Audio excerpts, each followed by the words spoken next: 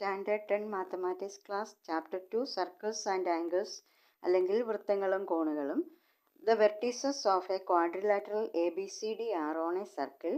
Angle A is equal to x, angle B is equal to 2y, angle C is equal to 4x, angle D is equal to 2y. ഇതിന്റെ മൂലകളെല്ലാം വൃത്തത്തിലാണ്.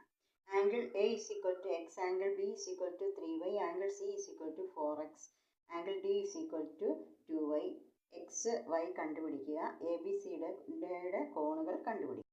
അപ്പോൾ ഒരു ചതുർഭുജത്തിൻ്റെ മൂലകൾ വൃത്തത്തിലാണ്. അതായത് അങ്ങനെയുള്ള ചതുർഭുജത്തിന് പറയുന്ന പേരെന്താണ്? സൈക്ലിക് ക്വാഡ്രിലാറ്ററൽ അല്ലെങ്കിൽ ചക്രീയ ചതുർഭുജം. ചതുർഭുജം അല്ലെങ്കിൽ സൈക്ലിക് ക്വാഡ്രിലാറ്ററലിൻ്റെ ഓപ്പോസിറ്റ് ആംഗിൾസിൻ്റെ സം എന്തായിരിക്കും? 180 ഡിഗ്രി ആയിരിക്കും. അപ്പോൾ ഇവിടെ ഓപ്പോസിറ്റ് ആംഗിൾസ് എക്സും 4x ആണ്. എക്സ് പ്ലസ് 4x 180, അതായത് 5x 180 ആണ്. എക്സിൻ്റെ വാല്യൂ 180/5 36. അതുപോലെ തന്നെ ഈ ഓപ്പോസിറ്റ് ആംഗിൾസ്, അതായത് 2y + 3y എന്ന് പറയുന്നതും 5y അതും 180 ആണ്. വൈയുടെ വാല്യൂ 180/5 36, അതായത് എക്സിൻ്റെയും വൈയുടെ വാല്യൂ കിട്ടി, 36 വീതം കിട്ടി. ഇനി ആംഗിൾസ് കണ്ടുപിടിക്കാം. ആംഗിൾ എ എന്ന് പറയുന്നത് എക്സ് ആണ്, ആംഗിൾ ബി എന്ന് പറയുന്നത് 3y ആണ്. അപ്പോൾ ആംഗിൾ ബി എന്ന് പറയുന്നത് 3 × 36 108 ഡിഗ്രി. പിന്നെ ആംഗിൾ സി എങ്ങനെ കണ്ടുപിടിക്കും? ആംഗിൾ സി എന്ന് പറയുന്നത് 4x ആണ്, 4 × 36 144 ഡിഗ്രി. ആംഗിൾ ഡിയോ? ആംഗിൾ ഡി എന്ന് പറയുന്നത് 2y ആണ്, 2 × 36 72. അപ്പോൾ നമ്മുടെ angles 36 degree, 108 degree, 144 degree, 72 degree. അടുത്ത ഒരു question. In each picture below the central angle of an arc of A circle is shown. അതായത് രണ്ട് പിക്ചേഴ്സ് ഉണ്ട്, ഫിഗർ 1ഉം ഫിഗർ 2ഉം. രണ്ടിലും ഒരു ആർക്കിൻ്റെ ഏതെങ്കിലും ഒരു ആർക്കിൻ്റെ സെൻട്രൽ ആംഗിളാണ് കാണിച്ചിരിക്കുന്നത്.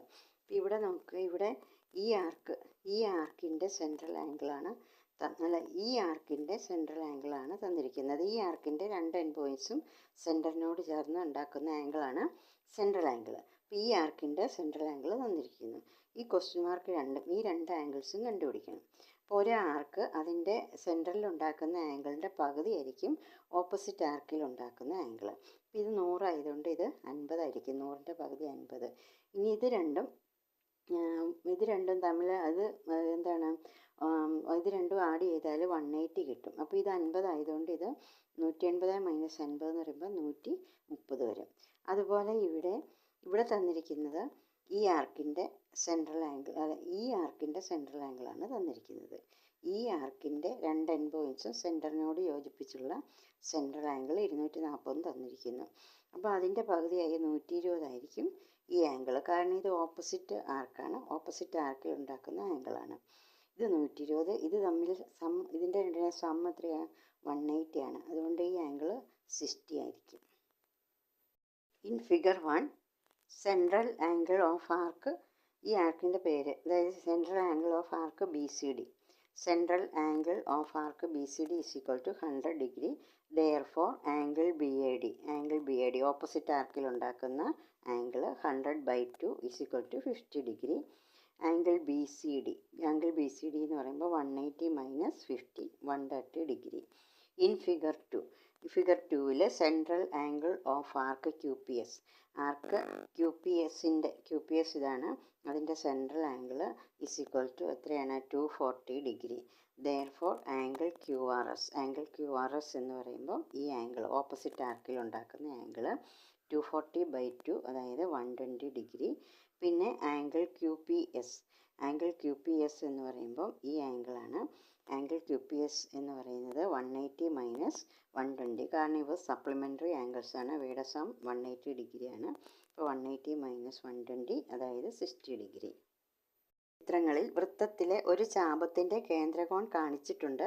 ഓരോ ചിത്രത്തിലും ചാപം വൃത്തത്തിൻ്റെ മറ്റ് രണ്ട് ബിന്ദുക്കളിൽ ഉണ്ടാക്കുന്ന കോണുകൾ കാണുക.